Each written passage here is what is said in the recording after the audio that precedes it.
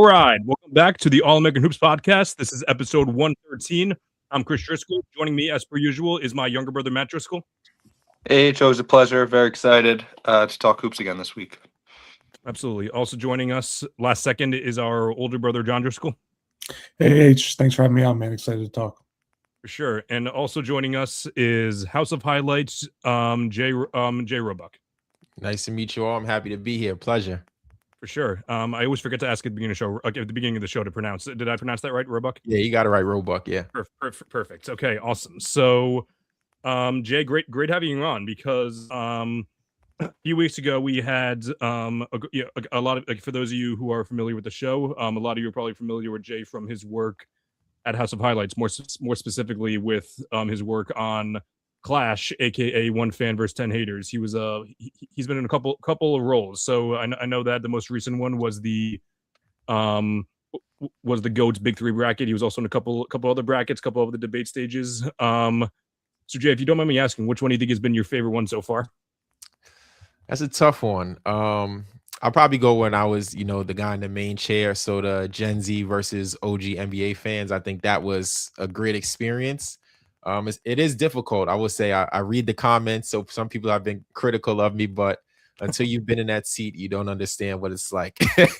No, of course not. But I would say that's my favorite moment. But anytime I get to be on a stage talking sports with a group of people who are intense and love it and are passionate, it's an amazing time. It's a dream come true to do things like that. I will say, I think my favorite part of that episode was when the one guy who said, I think your prompt was that the Avengers would be the dream team, and he said something about how our generation isn't emotionally attached to our teams enough. I'm like, wow, of all the things that like all the old farts we're gonna say throughout the episode, us not being emotional enough was not one of those things. So yeah, that definitely threw me off guard. I don't know if it threw you off guard too. Yeah, he was a passionate debator. He had a lot to say. He was a character for sure. Yeah. All of them seemed like they were like nice guys at the end of the day, but just very, very passionate for sure. Yes. And I know that you also, in one of your other debates, you were, I think it was the most unstoppable player of all time. Yeah, so you debated our friend. He's been on the show twice. Mike Orzemba. He was the Jordan guy. So that was when I caught your eye for the first time. I'm like, oh, this guy knows ball. So, it's tough to debate for Steph Curry against Michael Jordan, but I think you held your own for sure. Yeah, man. I thought I should have pulled that one out. I thought I made a good case there. And it's funny, actually. I didn't know. Mike Orzemba went to St. John's, which is where I graduated from. I think he was like a year or two younger than me.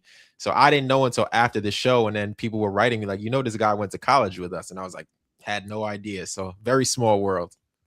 That is small. Our dad also went to St. John's as well. So when we had him on, last year, we actually talked about St. John's. So I wish I knew that about you. We definitely would have put aside a segment for St. John's. However, if we have time at the end, we could definitely add some extra more on because it's been a good couple weeks. So and hopefully get some good few weeks coming up for us as well.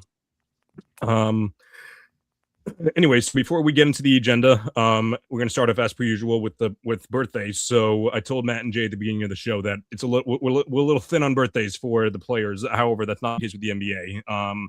Happy birthday to the 3-time MVP and 2023 Finals MVP Nikola Jokic. So that part's not thin. But then after that, to Mike Miller, who I didn't realize played for 17 seasons in the NBA. Like I knew he was there for a while. 17 seasons. That's pretty elite longevity. Like I know he was never really that guy, but still to be like a solid role player for that long a time is pretty impressive.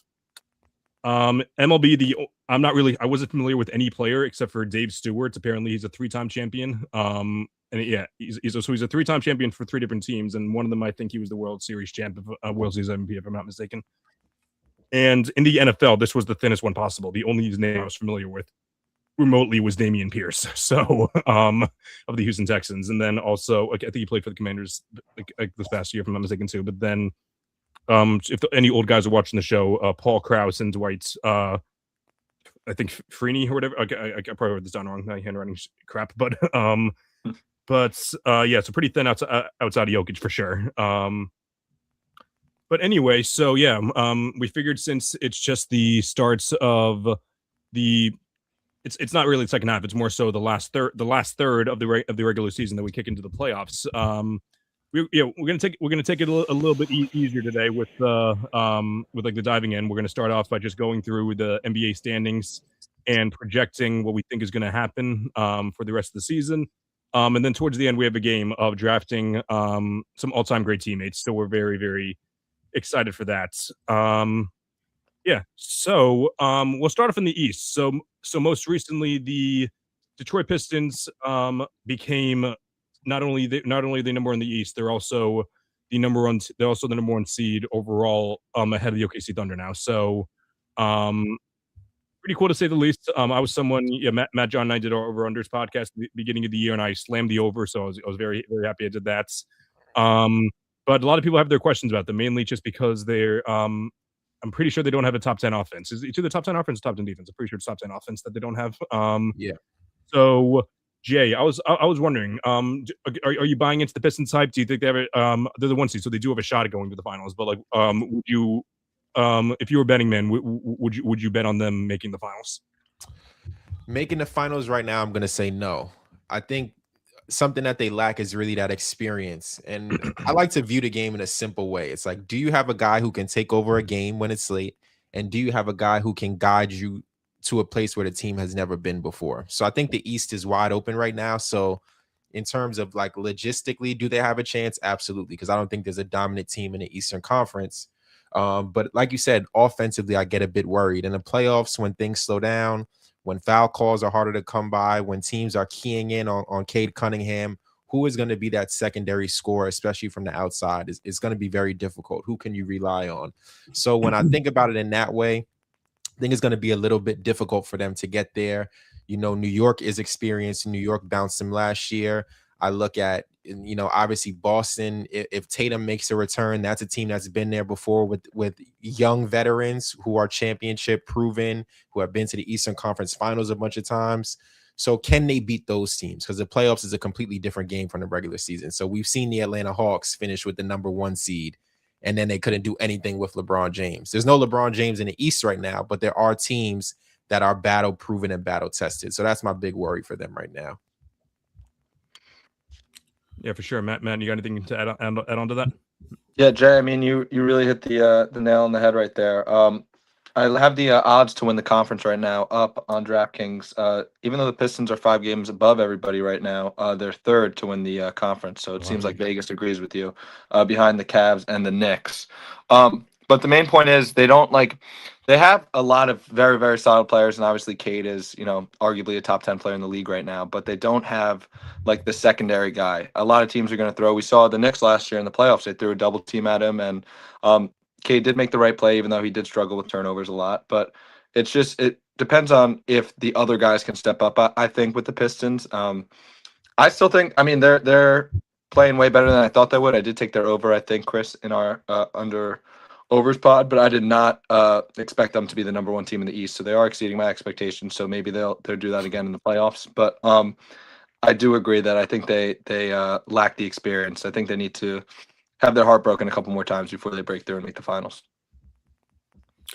Yeah, I think just to kind of echo exactly what you two said, it's not really a criticism to just say that we need to see them prove it, right? And, you know, they've only been to the playoffs once with this kind of core. And I think another, you know, something you guys also highlighted is, do they have like a bona fide kind of like number 2 guy to kind of step up if, you know, a double team gets thrown at Cade, right? I know like Jalen Duren's had a really great year, but can he be that guy? They might, you know, still just be a little too young, but we'll see. I think it's just, you know, we got to see from them before we can start predicting things like that. Yeah, 100% agree with you guys. Yeah, like I'm definitely a fan of the Pistons. I feel like I'm a fan of what they built. I'm a big fan of Cade. Tobias Harris has always been someone that I've had a soft spot for. Jalen Duren, he had like a few week stretch. What was it, like 2 years ago, that like he was like one of the favorites to win Depoy. And he's not quite that guy, but he's still all-star worthy at the very least. Definitely proven for sure. Obviously they ended up. Did they trade Jay Navi or did they cut him? I'm pretty sure they traded him away to the Bulls. So they traded him. So I thought he was going to be better, but the fact that I think he was like a top 2 or 3 pick, and the fact that they were able to succeed without him, I think is extremely impressive. So, yeah, and I'm also a huge fan of JB Bickerstaff as well. He's probably the favorite to win. I don't know the odds to say, but I think he's probably the favorite to win Coach of the Year. I think that has more to do with both this year. I think it also has a part to do with last year too, because he didn't win Coach of the Year. It went to what's his name, Atkinson. But at the end of the day, Bickerstaff literally tripled his team's win total last year. Now they're the top seed. So as much as I love Joe Mazzulla, and I think that he has just as good a case as Bickerstaff. I feel like Bickerstaff might deservedly get the vote as well, because it was like a 50-50 vote last year between him and Atkinson. So but like you guys said, they have they're young. They're pretty inexperienced. They probably need to make like another move. They're probably like a number 2 away probably, in order to get past some of those Eastern Conference teams. But it'll be interesting to say the least what their ceiling is, because I think they'll probably sweep whatever playing team they face, unless it's like a team with experience, which I don't know if there's any team with experience that's like down in like the 7th through 10th seed. But yeah, I think once they reach the second round, it's anyone's ball game for sure. Yeah, I wonder what they think about themselves, because I feel like if they felt they had a chance, would they have been a little bit more aggressive at the trade deadline and tried to go get James Harden maybe, right? Because that gives you a secondary scorer and ball handler. That gives you another guy who could throw the lobs to Jalen in the paint. So do they believe they can get there, or are they kind of agreeing with us and saying we're a little bit ahead of schedule and maybe next year or the year after is a time where we will be more aggressive? Yeah, for sure. Yeah, that'll be interesting to see. Yeah, the summertime will be interesting for sure, because I know there was some like speculation, Giannis, but then it was like, no, Lauri Markkanen would be a better fit, but the Jazz ended up not trading for him. But Markkanen would fit like a glove for sure, but I don't know if he's someone that can move the needle as a championship team. I think he could be, actually, especially as the number 2, because I do think that Kate is that guy. So like that would be a move that I would support if I was the Pistons for sure. But anyway, so we already mentioned a couple of those teams. So I don't even know where I'd put the Pistons, like as far as it goes for tiers wise, but like let's say standings wise, let's mix it by both standings and by vibes. What Pistons are on their own tier. Tier 2, I would say, is the Celtics, the Knicks, and the Cavs. The Cavs are only 2 games up on the Raptors, but I think they're very clearly in the mix for the 2nd, 3rd, and 4th than they are the 5th best team. So, Jay, which team would you say has the best chance of knocking out the Pistons, and also the best chance at breaking through and winning the East? I think it's the Knicks. There's no doubt about it. I think the only thing they're missing is, getting things clicking on offense. So I know we think of Alvarado as a defensive guy, defensive pest, but as you saw the other night, I think he came out and had 8 threes. If he can shoot the 3-ball consistently and kind of provide that defensive support for Brunson in the backcourt, I think the Knicks are one of the more dangerous teams in not just the East, but the entire in the league. And I think the Knicks are a team that knows they have a small window to get things done. They have a lot of guys they have to pay. Brunson has a big payday looming. So you really got to, maximize the window and try to win right now. I would have loved to see them maybe make a move, but I think they did the best that they could, and they tried to shore up the bench and bring a little bit more depth. So I'm happy there. I'm from New York. I'm not, the biggest, most outward Knicks fan, but I do want to see them do well, and I do want to see them win so I could be proud. I like to root for champions. So I haven't had a chance to do that in my lifetime with the Knicks, but I think this is as close as they've been since 99, right, to getting there. So we got to see what happens. Yeah, Jay, I promise I'm not just going to agree with you the entire pod, but this I do agree that and before I start, Chris, I do agree that I think the top 4 teams are way better than the rest of the East. I think the Pistons right now are technically a tier on their own, but I think the Cavs and the Knicks and the Celtics are right behind them. I would say, just because of the question marks that the Celtics have, like if Tatum is coming back, it seems like it, but how healthy he will be when he gets back. I would lean towards the Knicks having the best shot of coming out of the East if it's not the Pistons. The only thing that scares me is the defense with Karl Anthony Towns and Jalen Brunson on the floor. We talked about this on the pod before. It's hard. It's easier to hide a bad defensive guard than it is to hide a bad defensive big. And Karl Anthony Towns isn't great defensively. However, the last like 10 games or so, I think it is, the Knicks have one of the best defenses in the league, net rating wise. So I would lean the Knicks, but it is very close between the Pistons, Celtics, and Knicks, in my opinion. Yeah, I mean, I go back and forth because I think that the Knicks obviously have the highest floor, I think, out of all those teams, like by far. I think the expectation is the highest for them. And I think that if everything kind of plays out the way it's we expect it to, then they're the pick. Obviously a lot of, some of us here are Celtics fans. I think that you always have like, a glimmer of hope, or just, you always think of your team in maybe a more positive light. Jason Tatum coming back obviously makes you think a little bit bigger in terms of the picture, right? But there are question marks on how he fits specifically with this team, right? And I think there are a lot of questions that have to be answered in somewhat of a short time frame, until the playoffs start. But I guess overall the Knicks would be the pick, I would say. But depending on what happens with Jason Tatum and the Celtics, they could be a close second. Yeah, definitely couldn't agree with you more, John, with your first part where you mentioned that the Knicks have the highest floor for sure, because if you break down every single team, obviously the Celtics have the lack of star power.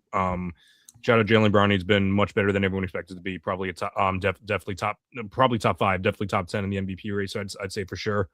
And all the role players have been great. Joe Mazzulla has been awesome, but at the end of the day, it is tough to go far. If Jason Tatum comes back rusty, B, if he comes back strong, like their depth is solid, but it's not as good as the Knicks. And obviously the Pistons is their experience, and the Cavs, I don't mean to be disrespectful, but I think their weakness is in fact James Harden. And he's had a very good start to first couple of games. I think that he's an upgrade from Darius Garland, not only offensively, but I think especially defensively, which I know sounds crazy to say that James Harden is an upgrade on defense at all. But yeah, I think that shows how bad Darius Garland was, whether that was because of his injuries or not. I think it was more his size than his injuries.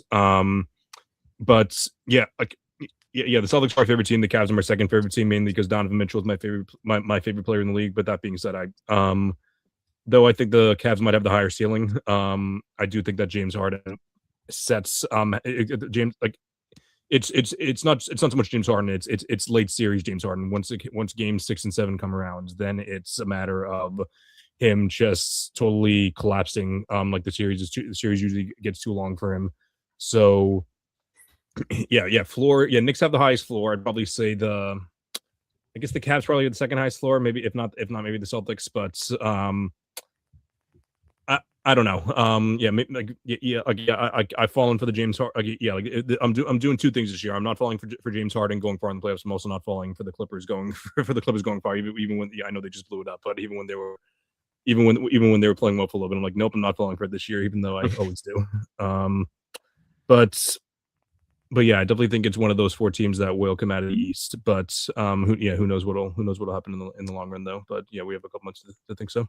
You know what? I completely forgot, and this slipped my mind. I had to just go look at the standings again. The Philadelphia 76ers have a chance, and I'll say this. Okay. I was watching some stuff from Joel Embiid's trainer actually this morning, where he was saying like Embiid's been playing himself into shape. He hasn't been able to train or work out. Everything you're seeing in game, what he's been able to do. I'm a big Joel Embiid fan. I think he's one of the best players in the league. I think he's actually one of the best players ever, but we never get to see it for extended periods. So if they can get healthy, I'm not sure when Paul George will return, but I believe in the team. I think Maxi's a stud. If you get Embiid 70% back from where he was his MVP season, and then you have to rely on Paul George as a third or a fourth option, and VJ Edgecombe, if he can just be consistent as a rookie, that team is dangerous, because I don't think there's anyone in the Eastern Conference who can guard Embiid one-on-one. I don't think there's anybody in the league who could really guard him one-on-one. So if you can surround him with some consistent perimeter play, they could do it. If James Harden would have closed, like you were just talking about Harden, fumbling in those late game series, they should have been in the Eastern Conference Finals. but it just didn't work out that way. So maybe things will break for them this year. Yeah, that's an interesting thought because I for one have counted out the Sixers for sure because just because it seems like nothing ever works out for them. But yeah, when you think about it, yeah, this is the healthiest Embiid has looked in the past couple months. Tyrese Maxey is looking like a top 10 player. VJ Edgecombe is he the second? He's definitely top. He's definitely top 5. Is he the second best rookie? Do we think probably?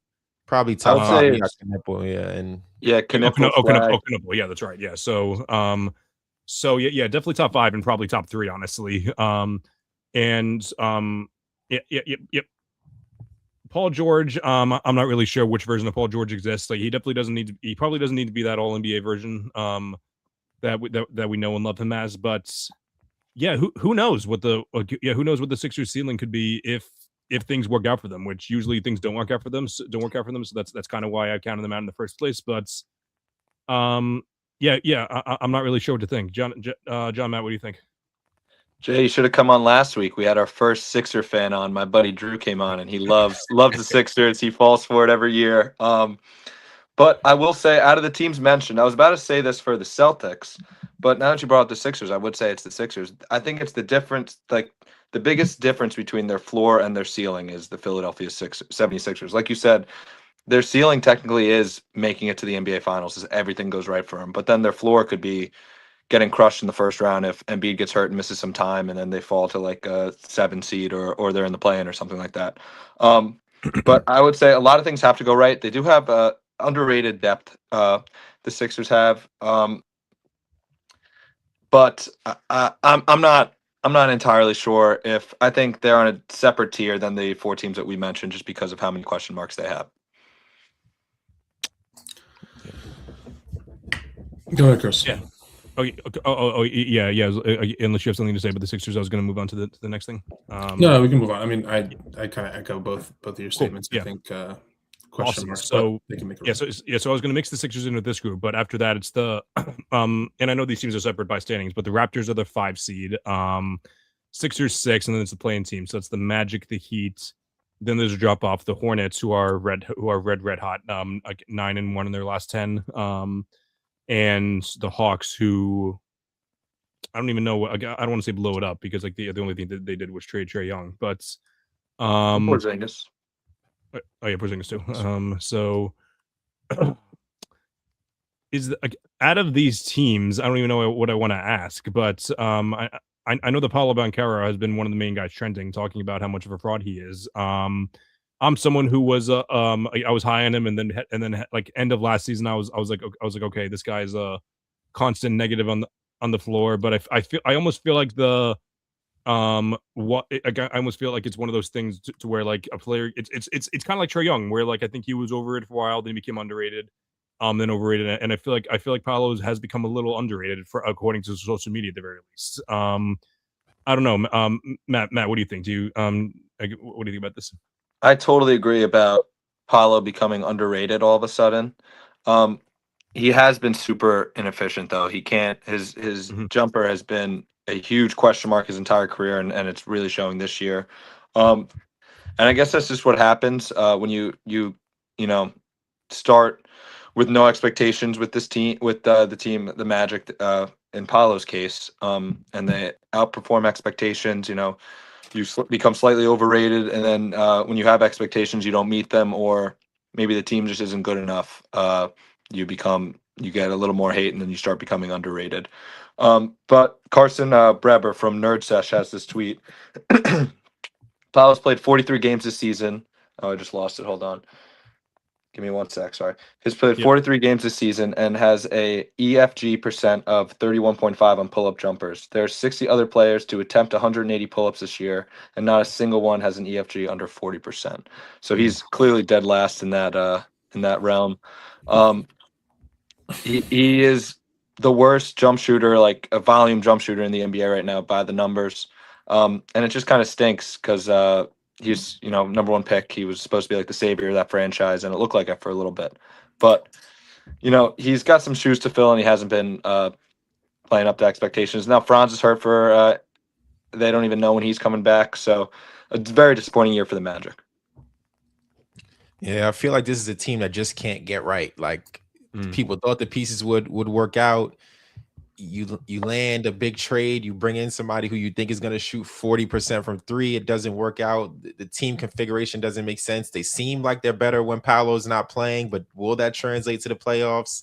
And it's disappointing. I've liked Paolo since he came out of Duke, so I want to see him do well, but it's just like maybe it's the way that they're using him. You know, they wanted to use him as a point forward for a little while. That didn't really work out. Maybe he is settling for jumpers too much. Maybe he does need to be around the rim a lot more and finish at a higher percentage, but it just seems like a team with no identity. And that's a bad look right now, especially when you have like we've been talking about the whole time. The conference is wide open. Who is going to play to their full potential? And the Magic just have not done that at all. The Paolo thing is just really puzzling to me because we're like less than a year removed from him averaging like 27, 8, and 5 on 45% from the field. That's like respectable for that kind of volume, I think, especially because he does take a lot of jump shots. I don't know. It's so weird to me to think how that happens so quickly. And, it could just be kind of like a house of cards. One thing goes wrong in that team and it kind of puts a lot more pressure on Banchero. But I don't know. My old head take about him was always that he should be like going to the hoop more often instead of taking jump shots because he's like 6'10", Again, like last year that they played the Celtics in that first series and he seemed unguardable at times. And the Celtics had a good team defense. Like this was when they still had, Drew and Jalen on the perimeter. It's weird. Maybe he's fighting an injury or something, but just seems like anything that has happened to him just hasn't worked out this year. Yeah, there were a lot of people doing some clip comparisons from him at Duke versus Cam Boozer at Duke. And I was just watching him it's college, but he was just bullying people to the rim. And he has that size advantage in the NBA too. It's just he's not really using it to his advantage. So maybe it's the offensive scheme that they have laid out for him, but something's not clicking. Yeah. Absolutely. Yeah. So, like I was someone who said their ceiling was probably like conference finals this year. But yeah, it's looking like they're going to be a playing team and probably not get past the first round. So, yeah, they already gave away 3 first-round picks for Desmond Bain, so I don't know what their plan is going to be. But however, maybe first-round picks aren't going to be a thing anymore, according to our commissioner. So that's going to be that's going to be maybe that'll be a good, lovely solution for them, or get out of jail free card. But yeah, I guess the last team I want to talk about in the East is the Charlotte Hornets. I'm someone who's been very, very low in the Charlotte Hornets for a long time. I'm a big fan of Charles Lee, who used to coach the Celtics. Always been pretty low on LaMelo Ball's game. I think, yeah, even though he puts up big numbers, I feel like that's his style of play doesn't really translate to winning. But however, he's had a great season. So has Concanopo has been looking like we said, like a top three rookie. And like I said, not winning 9 out of 10, that's huge. And again, like I don't think they can win a playoff series this year, but I think they can get past the playing tournaments. But I'm just interested to see what's next for the Hornets because, like if they finish around 500 this year, I think that's more than enough of a win for the season for them. Yeah, I think the question is, do they want to win? Like the draft is so deep this year. Do you really want to be good? Do you want to make make the playoffs and then you get swept in the first round? Is it worth it? Versus, getting a lottery pick or a chance at a lottery pick. So for them, it's like the team is really young. There's never been a winning history for the franchise. I like LaMelo Ball, but like you said, it's a lot of empty buckets. The play style doesn't really translate to winning. Brandon Miller is great. Concanopo is great, but what is the team's identity? What is the goal, right? They haven't had a goal since Jordan left, and I don't think Jordan really had a goal. So what are we doing here in Charlotte? I think they need to figure that out, and then that will tell the public how we should feel about them. Yeah, the 4 best offenses since the new year as of 2 days ago. As everyone expects, it's the Timberwolves, Celtics, Cavs, and Hornets. The 4 top teams in the NBA. But that's points per 100 possessions. That's how they tracked it. Jay, I agree. Like, should the Hornets be winning right now? Is the core going to be Miller, Ball, and Concanopo with Kalkbrenner as one of their starting pieces? Or like, are they going to get rid of either Miller or Ball and build around the other two. Like I think they have some questions to be answered, but they're again one of the surprises this year. They've been playing pretty well, especially in the last 15 or so games since the new year, definitely. But yeah, they're surprising. But like you said, Jay, I totally agree. They have some questions to be answered.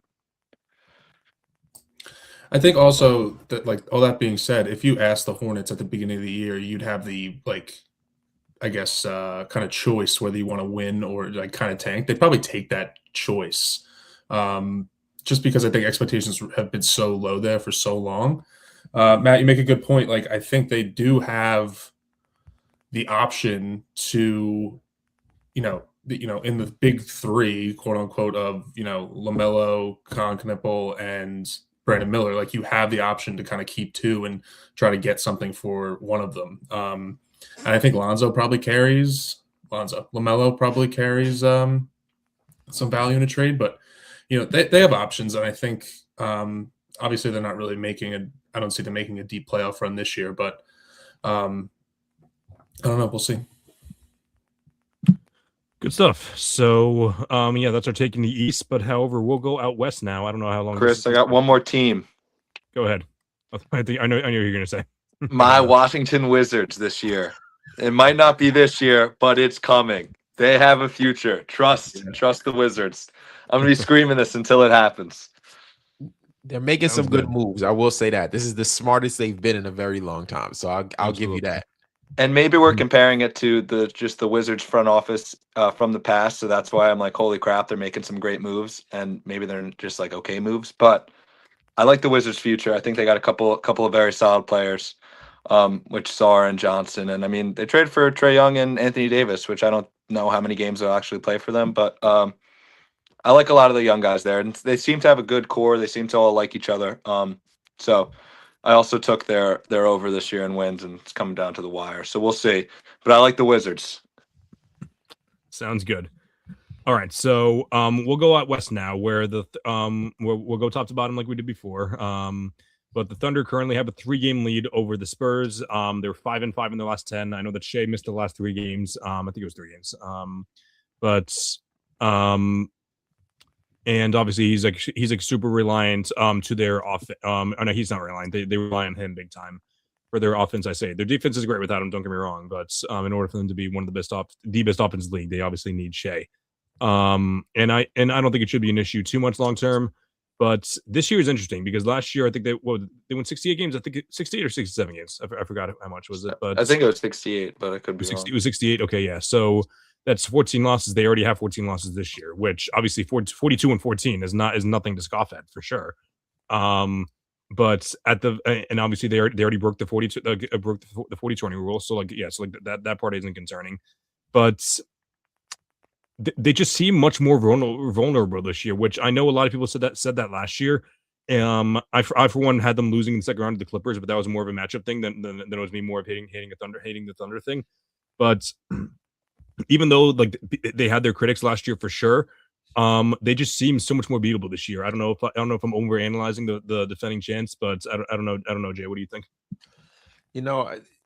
When this season started, people were saying that this is an all-time great team. They're going to beat the 73-9 record. And I think now people are just realizing how hard it is to win in the NBA and how hard it is to win back-to-back. It's taxing on the body. Like, look at the nagging injuries that are coming up for them.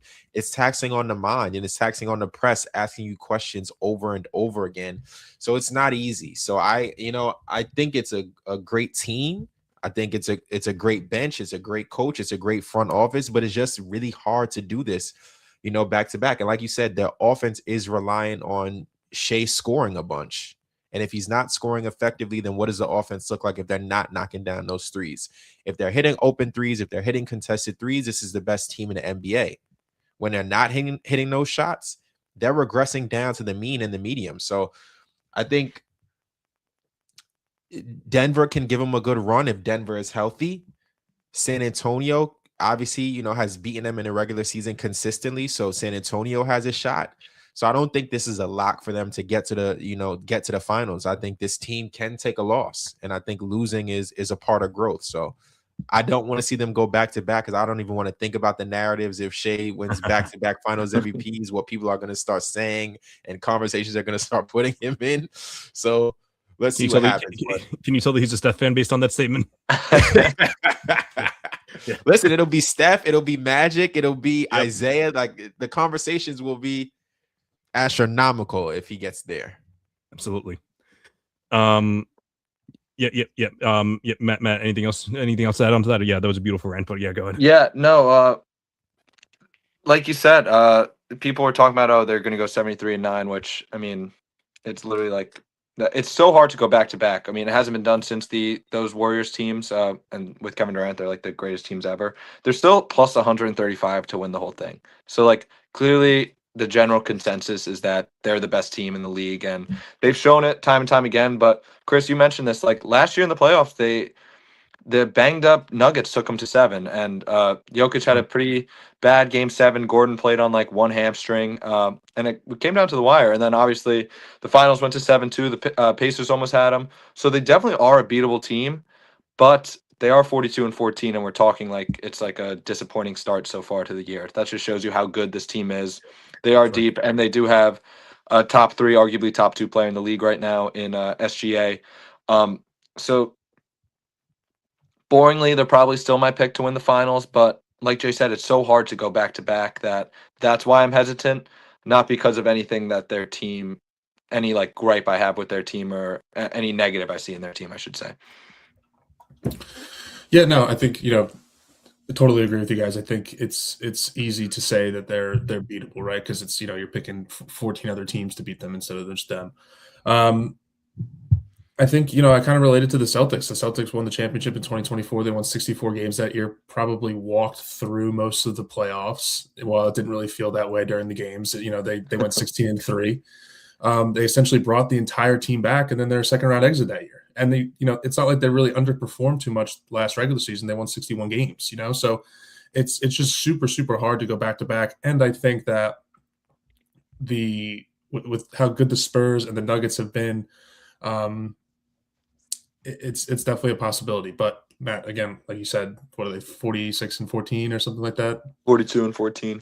42-14. It's, I think sometimes teams are just so good that you kind of run out of good things to say about them. And, the conversation the narrative almost gets forced a little bit.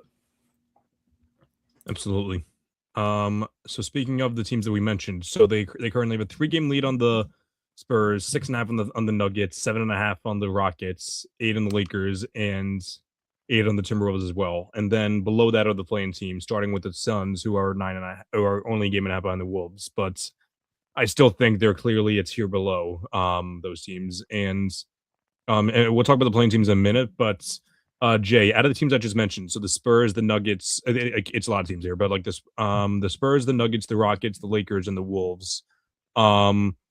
Which one do you think might have the best shot at picking them off? I like the Minnesota Timberwolves. This is a team I picked to go to the Western Conference Finals a couple years in a row, and I was early on them. I believe in Ant Edwards 100%. I think the team is constructed defensively great. I think the only thing this team has ever been missing is a good point guard.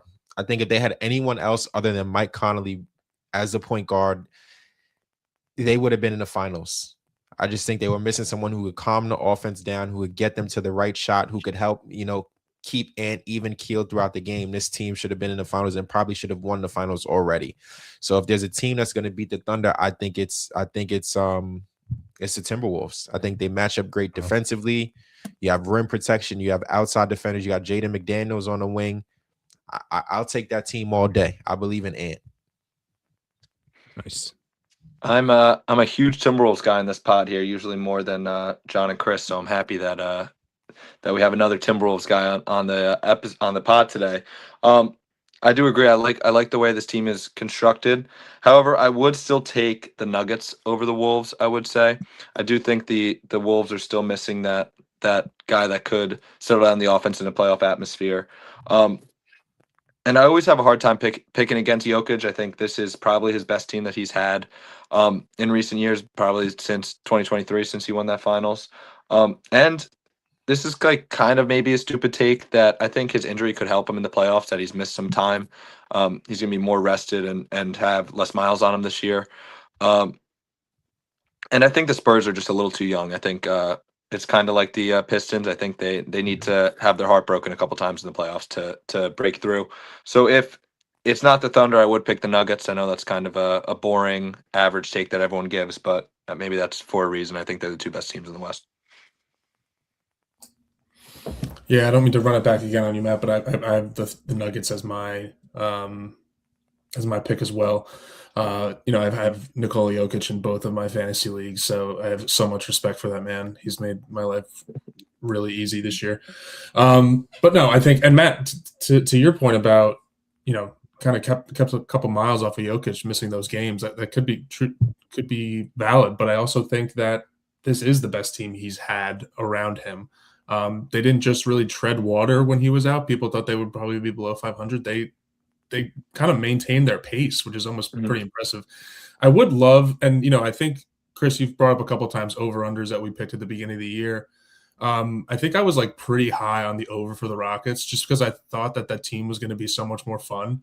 And I get that they're 4 seed in the West, so it's not really so bad, but I feel like they've underperformed like my expectations a little bit.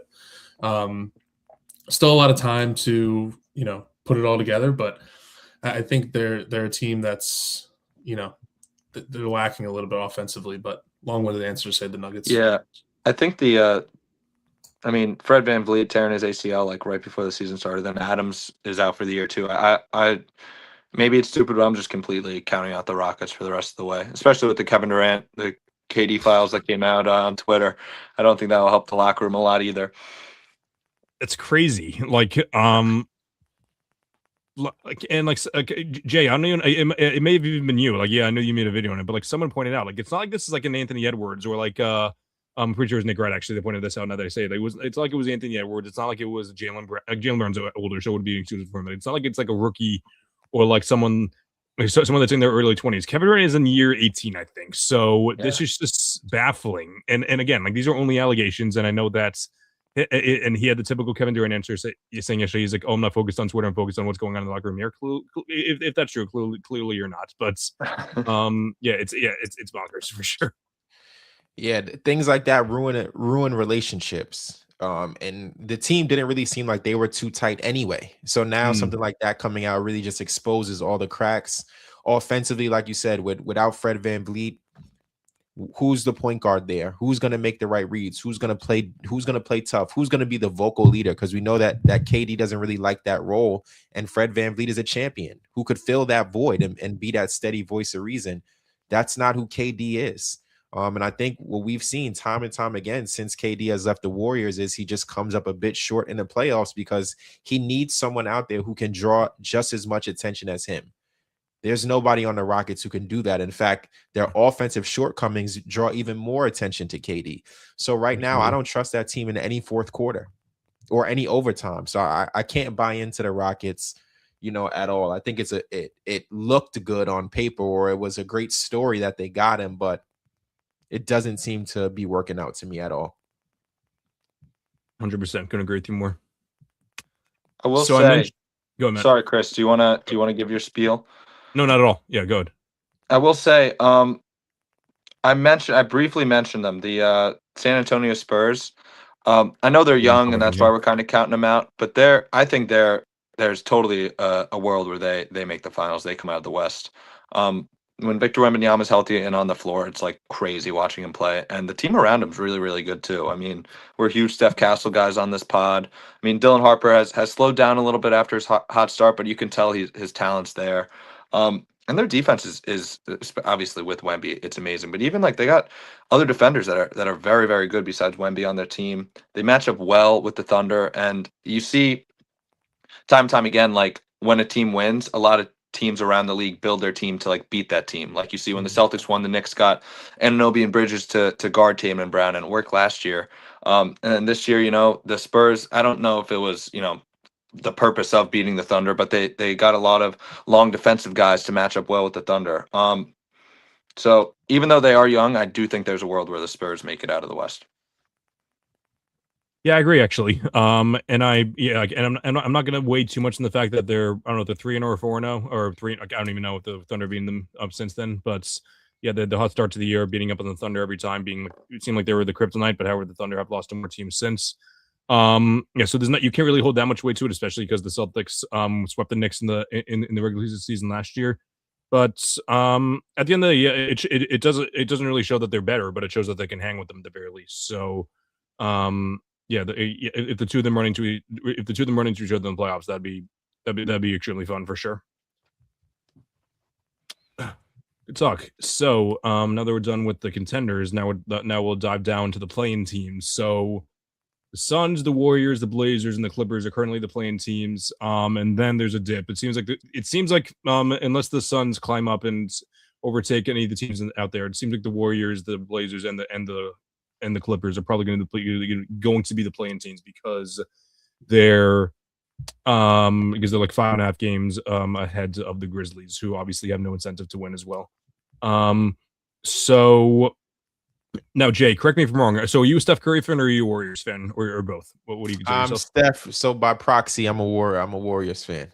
Got it. Okay. So, what was the report? What did the report come out today? They said that he was clean, but like he needs some time off. I think is that what it was? So they're still describing it as runner's knee. So it's just soreness and swelling after any kind of intense, even after the workouts over the All-Star break. And today, the knee is just not right. And I think it's just an age thing and a mileage thing. So they're not going to put any rush on Steph to return. I mean, like you already described, they're going to be in the play-in. That's where they will fall. So whether it's the 8th seed or the 10th seed, to them, I don't think it makes a difference. So they can drop a few games.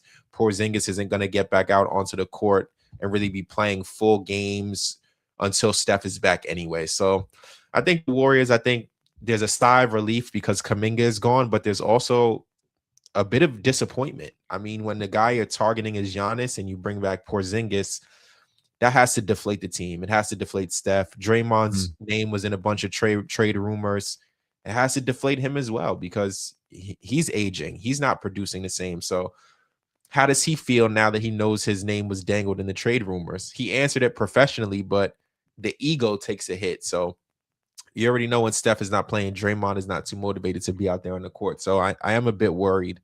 So I don't have any expectations for this team going into the playoffs if they're not 100% healthy and unless Steph feels that he has a chance of winning a ring. And I don't think he feels that this year. Yeah, I'm curious to see what they're thinking for the future because I think they decided 3 years ago that Kuminga was going to be the guy, and he was on the trade market for a while, and they just tried to they just tried to patch that tire for way too long, saying like, okay, we know that you're not great, but we still want to work with you to see the best you can be. And then Steve Kerr just said like, no, fuck that, we're gonna let him ride the bench in the playoffs, or leading up to the playoffs. And yeah, and then this year this year they gave him the big enough contract, and then it just turned out to be nothing. So yeah, obviously they signed Horford, they traded for Jimmy. Yeah, the Jimmy and Steph duo was looking like one of the better ones in the league, especially when the two of them were on the court together. But when you build your team around, yeah, and I still think that's I still think that Steph Curry is a top 10 player in the league. Like when he's playing, I still like he's been great this year. I think he's been very underrated. But just that he's older now, when you surround him with older players, Jimmy Butler, Al Horford, and when you surround him with those types of players, the ceiling on your team, or the ceiling on your team is going to be limited, and the floor on your team is going to be plummeted because of how many old guys you got. So I am curious to see what they'll do, what their idea of rebuilding is going to. I don't know if they're going to see it as rebuilding or like what their exact idea is going to be. Yeah, I think the direction is probably going to be once you get to the summer, you see how Porzingis does. It's a free ticket with him right now. You still got 4 first-round picks to deal with, so maybe you take another swing at Giannis in the summer. But Steph still wants to win. I think, like you said, he's still one of the 10 best players in the game. I think he's probably the only, or probably one of 4 or 5 guards who can be the best player on a team who can compete for a championship. So they owe it to him to give him a shot because I don't think he's going to leave. So you got to give him one more chance, use those draft picks, move some contracts if you need it, and get him a young player to run with because he hasn't had a running mate. And the last time he had a legitimate running mate who was healthy, he won a ring. If Jimmy and him are healthy last year, that team is a threat to go to the finals. But like you said, we just never got a chance to see it because they're both, hobbled. Absolutely. John, Matt, anything on on any of the playing teams? Not really. I feel like a lot of these teams don't really have a major chance to compete this year. Yeah. I will say the Trailblazers are kind of interesting to me. I feel like next year that I don't know about win or come out of the West next year, but I feel like they will be a tough team. Like you'll be annoyed to play them in a playoff series. Obviously with Denny, but then Dame's back next year. Kling seems like he's a real franchise center.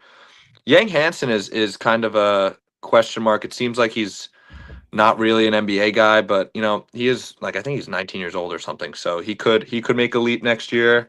And you got Drew Holiday. I don't know if you try to move off the Drew Holiday contract because I don't think that's going to age well, but he's having a pretty solid year, even though he's missed some time. And yeah, I mean, there's just a lot of solid guys on that team. So I think they'll be a fun team to watch next year. For sure. All right, good talk, guys. So, so that's our current talk for the day. So now we're going to move on to a fun game, more so along the lines of NBA history. So a couple weeks ago, Matt and I did the same game. It's just called the Teammates Draft. So I'm about to share my screen and I'm going to spin two wheels. So one of them is going to be the order of the drafts, and the other one is going to be basically what I did was I copied and pasted my top 100 players of all time. But then I took out some of the older heads. And I didn't take out all the older heads. It was more so the guys like Jerry Lucas. I have no idea who his best teammate was. Dolph Shays, who was his best teammates. Even Rick Barry. He's who won a ring is the best person on the team. Jay, do you know who the second best player on the team was? Because I don't. Oh, on that Warriors team, I don't know. Yeah. And you probably know more well than any of us here. So I think I took out most of the. There were a couple of guys that I left standing, and I'm like, okay, maybe we can find someone there.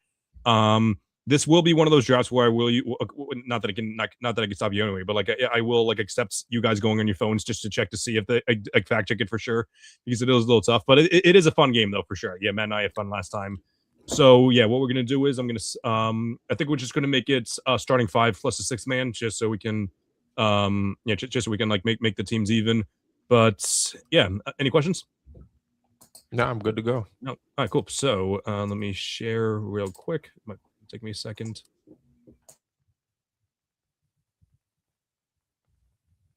All right, here we go. So the first pick in this draft will go to. Oh, go. Oh yeah, it's going to our guests. Welcome to the show, Jay. So it's funny. Most of the time, I say that having the number 1 pick is the worst case scenario because of the turnaround. But I don't. But that's not I don't think that's the case here because we don't know who we're gonna draft. So second pick will go to me. Looks like. And the third pick will go to. Looks like it's gonna go to John. So Matt will have the turnaround. That's good. That's what I wanted. So, I think there's a way for me to get rid of this. To get rid of the first one, probably. Yeah, wheel 1. Remove rule 1. Okay, cool. So now we're strictly on. Here's 90 something players, maybe 80 something players, all time greats.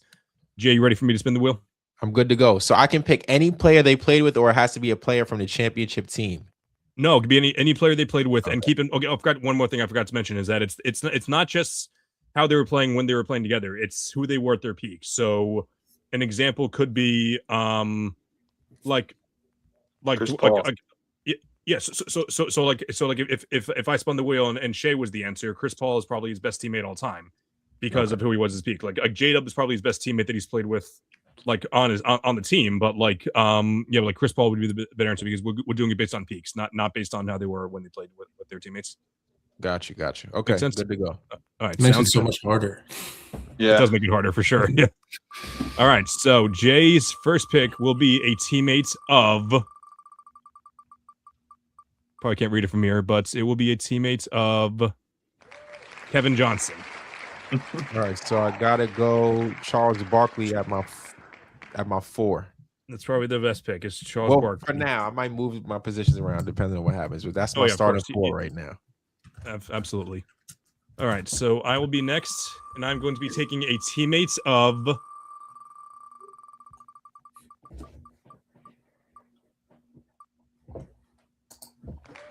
The Big O. Great start for me. I'll be taking Kareem Abdul-Jabbar. Damn.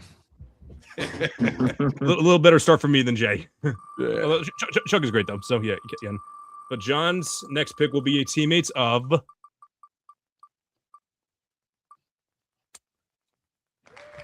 Good. Nice. Oh, nice. I get to ease into this one. That was really nice. God knew I was getting a little nervous. He gave me a nice shoe, and I'll take Larry Bird at my 3. All right, and Matt's first player will be a teammates of, and then he'll have the turnaround after that.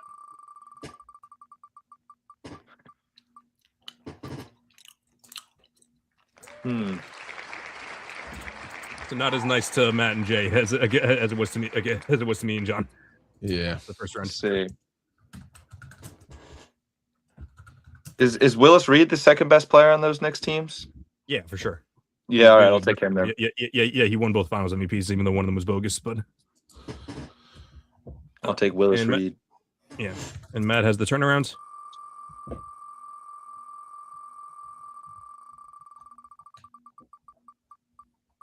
You will pick a teammates of. Oh, it's going to be one or the other. damn. For Kobe. Oh, very nice. This is a little easier. I'll take Shaquille O'Neal. Going big. Love to see. Yes. All right, and John's second pick will be a teammates of.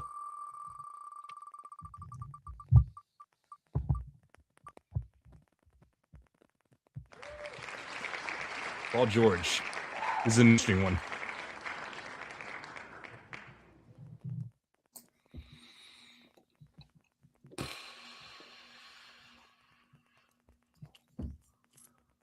I don't know.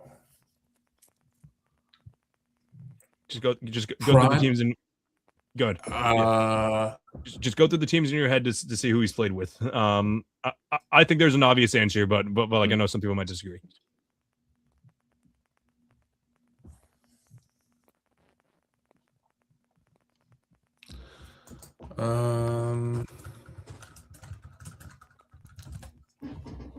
I guess I think I'm gonna pick James Harden. Okay. Ooh. Nice.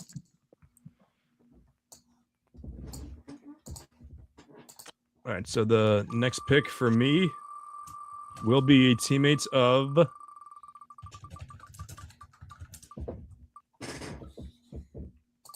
Yes. Oh, thank God. I was hoping I wasn't gonna have to draft Wes Unseld, but so my teammate of Gary Payton. I already have Kareem, so yeah. Oh yeah, and Shaq is already drafted. So yeah, I will take I'll take Kobe Bryant. Now let me ask you a question: can someone else take Kobe, or is Kobe off the board completely?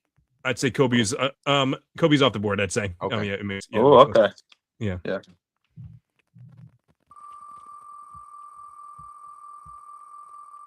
All right, Jay. Person. So your next player is a teammate of another son, Amari Stoudemire. I don't want to take this person. Yeah, I really don't want to. I don't like either one of these guys. I don't like people who don't win rings, man. I got one ringless guy. I was gonna say, yeah, I don't know which one you were talking about, but then you started talking about both. So I'm gonna. I'll take Melo right now. all right, not who I would have gone with, but yeah, I definitely love the strategy for sure. And Jay's next pick, that's with the turnaround, will be a teammate of. Bob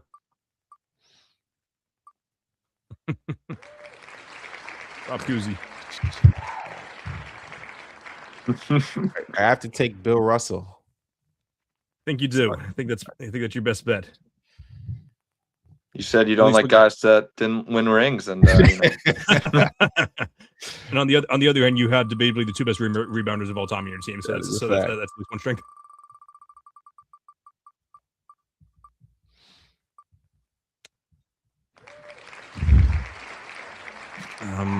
So I literally did my research before this, but I completely forgot. Who's the best teammate of Nate Thurman? I feel like I just saw Nate's name the other day. Because he was on like a couple of those elite teams. Like, was he on the Lakers at one point? I don't remember, but you know what? We mentioned his name. I don't know if he was on those teams. I think he might have been on the team, but I'm gonna go with Rick Barry actually.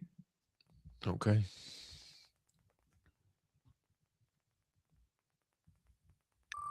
Trend of drafting top 10 players of all time is ending right now, but that's okay. Yeah, John's next pick will be a teammate of Karl Malone.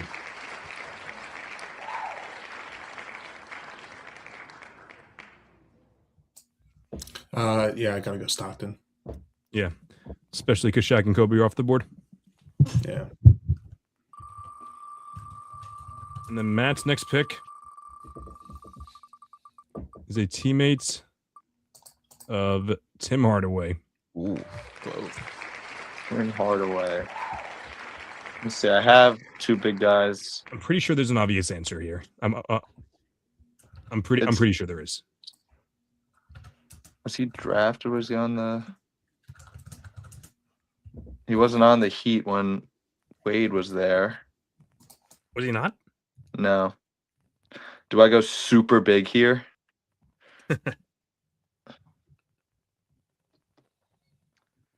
I'm gonna go with Dirk. I'm going huge. All right. He wasn't on the Heat with Wade, so No, he wasn't. I thought he was, Yeah, but yeah, so me too. that's why I said obvious. But yeah, you could have gone with Dirk. Dirk was our choice, but you also could have gone with Chris Mullin there too. Yeah, St. John's guy. Yeah. Yeah. All right, and your next guy, Matt, will be a teammate of Robert Parrish. Oh, damn it.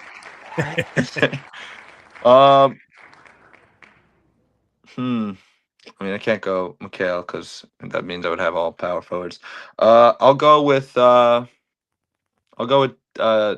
Dennis Johnson. Yeah. 1979 Finals MVP. So that's a awesome pick.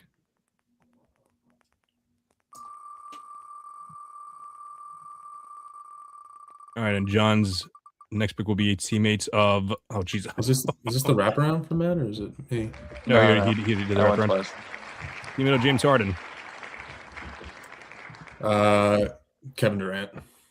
Oh my God. Parrish played for the Bulls in 1996. Did he really? Oh my God. Oh, I did not know that. Neither did I. Oh my God, that sucks. Oh, that's a bummer. What if I just land on Pippen here too? All right, come on. Yes. All right. I'll be drafting Chilton's guy, Tim Duncan.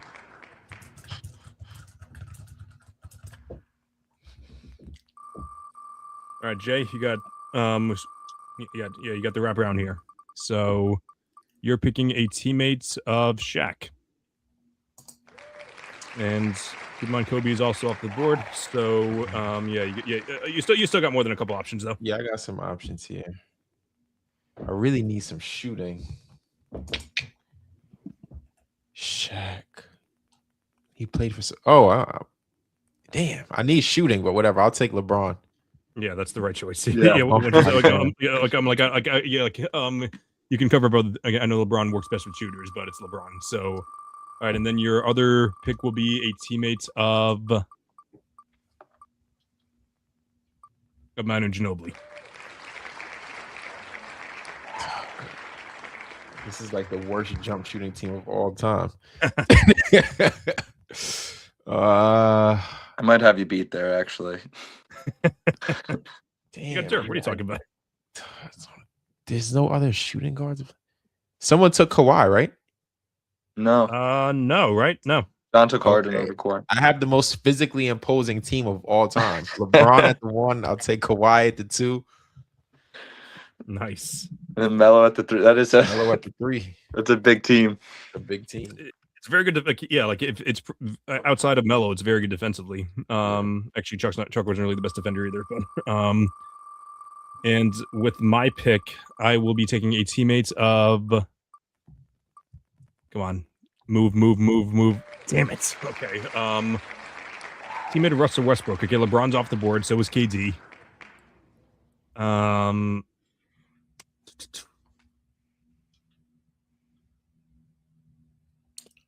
Need a point guard. Do I? John took Harden to KD.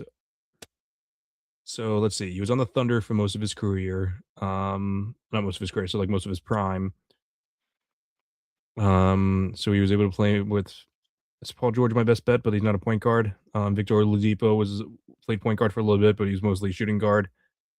Then he was traded to the Rockets for Chris Paul. I don't think he ever did. He ever play with Chris Paul? I don't think so. This is good podcasting right here, but he was with the Rockets for one season. Then he was traded to the Wizards, where he played with Bradley Beal and a couple others. Then to the Lakers, where he played with LeBron and AD. I'm already pretty big, but do I go with just like the best player here and then worry about getting a guard for my next guy? Because technically, I never said you had to go with like the last player has to be your sixth man. Sure. But now, wait. So he was on the Lakers, and then he moved to the. Who was he with at the Lakers? He was with the Clippers Last year. His team last year. Last year was with the Nuggets, and now he's with the Kings. So could honestly go Jokic too, but I don't think that's the best direction either. Damn.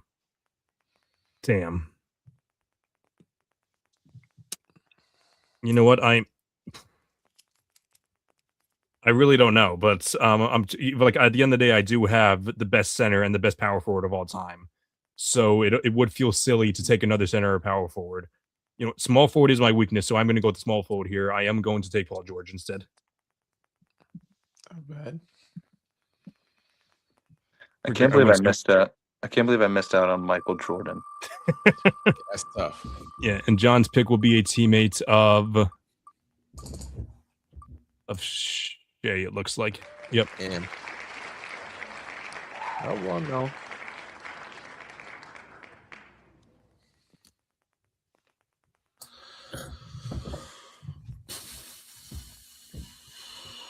I don't have any big man. I'll trade you one. You guys took all of them.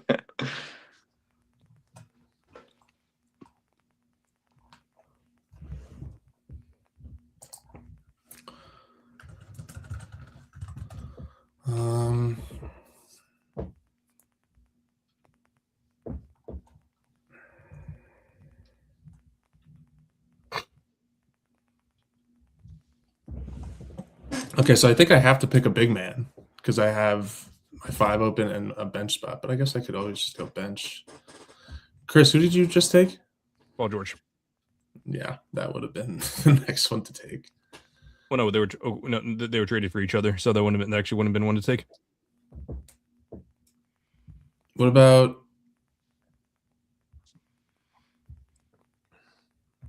has Chris Paul been taken yet? He is not. I don't think so, right? I think I'm gonna have to go Chris Paul as my guard off the bench. All right.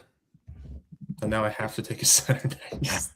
Well, yeah, it's do the same thing with the point guard, so we're in the same boat. But There was no all right, Matt. Come on, Scottie Pippen. All right, Matt has the last 2 picks here. Scottie Pippen. Worst. All right, give me a second here, guys. You know who Hal his, you know, Greer. do you know who his best teammate all time is though? Hal Greer. Yes, Is it Wilt? it is Wilt. I can't do that. I literally I cannot. know you do can't.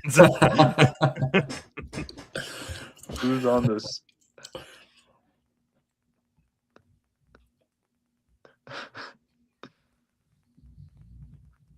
Damn. Dude, it's like like I know we're allowed to like look stuff up, but it's even like hard to do that. Yes, it is. Like it's hard to cheat at this game. I don't even know who else I could pick besides Wilt, Chris. Okay. So who do I got? I got Dirk, Shaq, Willis Reed. I can't take Will. I can't take Will. Hang on a second, Matt. Let me see if I can help you here. Let me see. Jeez. Well, Larry Costello was one of the main role players. He's a guard. Let me see what else here. It's great podcasting. Yeah, tremendous. But yeah, on both ends. But what else we got here? And none of these guys ring a bell whatsoever, but that's okay. Let me go. There's Mike Price. I wonder if he's related to Mark Price. I'm gonna go with Archie Clark. Okay. He came in 12th in MVP voting. He averaged 25 in 1970. So get ready, guys. Who needs Michael Jordan? All right, Matt. So your last pick. You know, for a fact to be one of the Spurs, so that or like the teammates of Hakeem Olajuwon. Okay. At least you didn't get the teammate of Olajuwon. Would have been funnier if it was Clyde. That would have been much funnier. Yeah, I guess I'll take Clyde. I kind of gave you the answer there, but yeah, he's the right choice. Yeah, you would have figured that out anyway. But yeah. All right, John. So your last pick has to be a center.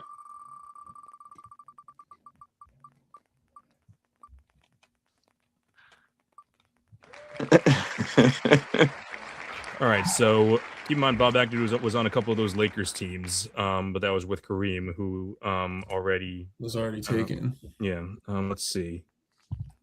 Who was so I'm trying to think of when he was with the Celtics. Was he playing with a couple of those? Check here 1 second.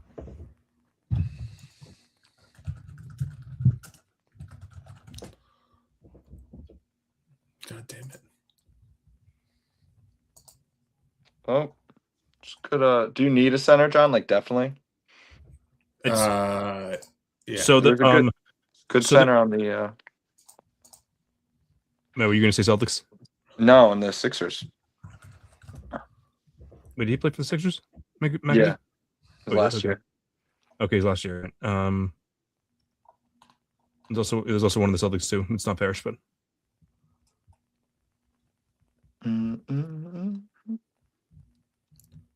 Who's on the team? No, it was Dr. J. Okay. Well, I was thinking of center on that team, Chris. Oh, you were? Yeah. Would it be maybe Dave Cowens? Dave Cowens would be probably the best option in my opinion, unless I'm missing some. Oh yeah, there's another good option too. Yeah, Dave. Yeah. I'll take Dave Cowens then. I kind of pigeonholed myself into that. That's okay. But we'll see if I'll be doing the same thing with my point guard, because if not, because if I don't get a point guard here, it's gonna have to be either Kobe or Paul George running the offense. So that is a much easier problem to have than what I do. Fair enough. That's fair enough. Okay, so mine is Melo. I have a couple good options. I can go with Chauncey Billups. I can go with AI. I could go with I can go with Russ. Raymond Felton. I could go with Raymond Felton. I can go with Dame. So I actually have a lot of good options actually. What should I go with? Should I go with Russ? Should I go with Dame? I mean, Russ is definitely better than Dame, but what was that? At their peak? At their peak, Russ is better, but like the question is like who fits better on this team though? Yeah. I mean, I guess the Russ is the better playmaker. He's definitely more of a shot chucker, but I don't think he'd be like that on a team like this though. Gee, Russ and Kobe would be a brutal fit though, so I don't know. You know, screw it. I'm gonna take the Finals MVP. Give me Chauncey Billups. Wow. Totally turn around there, but yeah, I do think that Chauncey Billups would fit best with all these guys rather than Dame and Russ. Well, no matter what, you won't have the worst pick, in this draft. All right, Jay, with the last pick in the draft, we'll be taking a teammate of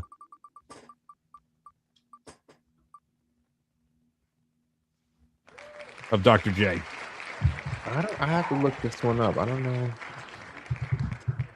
Well, there's at least one of them that's definitely a good one for sure.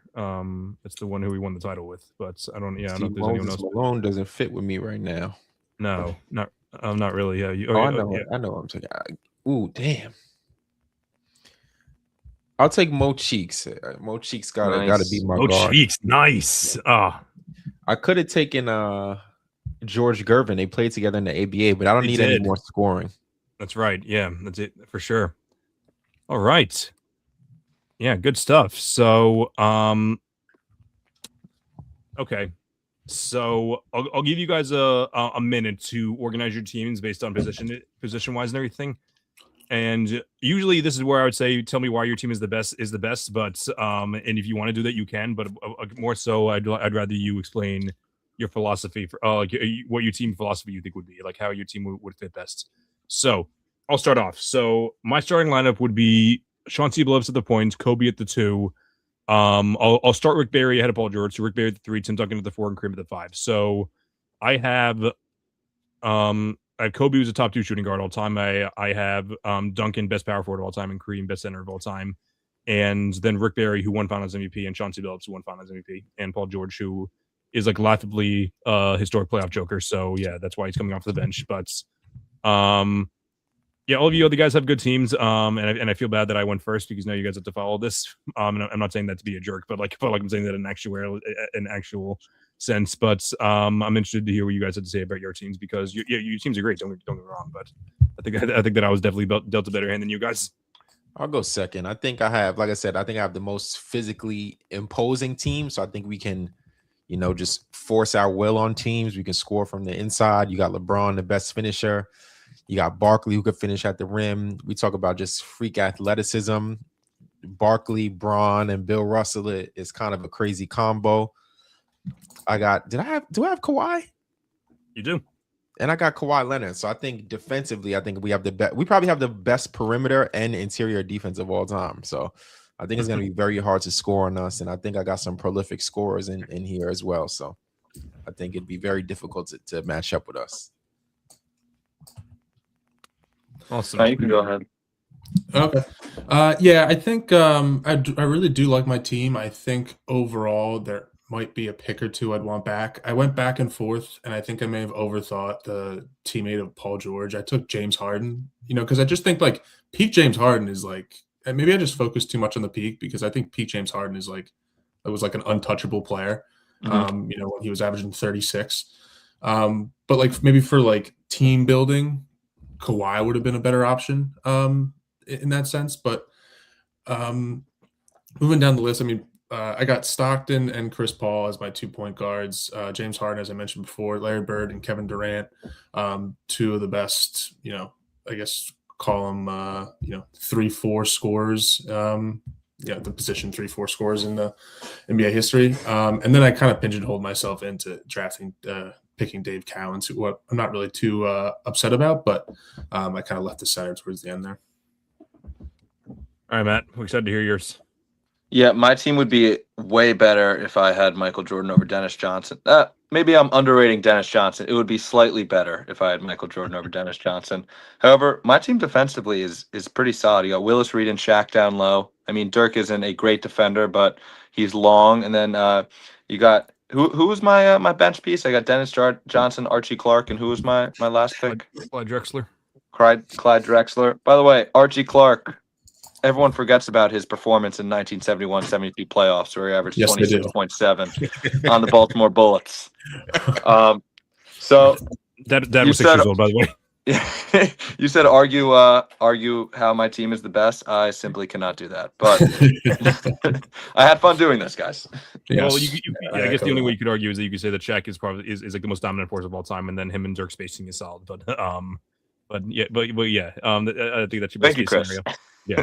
And then Dennis Johnson is one of the 10 best perimeter defenders of all time, in my opinion. Yeah, he is clamps. Or I guess point guard defenders, so maybe not perimeter defenders, but yeah, for sure. All right, that was fun. Cool. Yeah, so that's pretty much all we have. Before we go, Jay, you got anything coming up? Anything you want to plug? Nah, man, nothing coming up. I mean, I would love to join you guys again and just absolutely trying to build this one day at a time. So that's it for me. Yeah, you were. Yeah, it was awesome. Yeah, we'll definitely have you on again. Definitely have you on again. Yeah, hopefully by the end of the season. After St. John's wins the national championship. Yeah, exactly. Fingers crossed. Yeah. We'll have you and Corzema back on for sure. But Yeah. Jay, thanks for coming on. It was a lot of fun. John, Matt, as per usual, thanks for coming on. It didn't leave my banner down here, but that's okay. Be sure to follow me on all social media platforms, including, give me 1 second. There it is. Okay, so be sure to follow me on all social media platforms at All American Hooper on Instagram and on TikTok, at American Hooper on Twitter. Be sure to check out my additional contents. Like I said, on Wednesday nights, we have Fluent versus Chill versus Everyone. Jay was on that last week, where he challenged Fluent and Chill to Steph Curry versus Magic Johnson. Also check out my column. I haven't written much yet, but I'll definitely be writing a little more later. And yeah, just tune in every Thursday night, 8 p.m. We'll be here. This has been another episode of the All American Hoops podcast. Until next time, keep grinding and stay hooping. Have a good night.